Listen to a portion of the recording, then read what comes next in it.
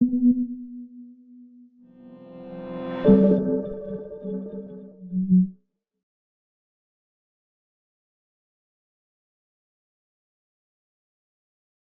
all of the innovation going on in fintech today, it still sits on top. The hottest fintech companies, every single one of them, are predominantly sitting on top of existing banking infrastructure. So there's amazing innovation going on in what we call the top of the stack, but below that it's all legacy banks. So every fintech company has something called a sponsored bank, or an acquiring bank, or a network they sit behind. And so that means you can only sort of improve the process so far if you sit on top of all of those. And so the thought I would leave you with is, much like NetSuite got its start, well over a decade ago, in the movement of cloud, right? And what cloud was, right, was this concept that the internet in the late 90s and the early 2000s changed the way consumers, acted, right, and transacted.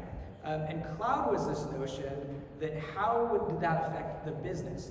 And so there's a whole server stuff with cloud, but the important thing for you and I was cloud enabled through the internet businesses to do business cheaper, more efficiently, faster, and with a better customer experience. That's ultimately what cloud did.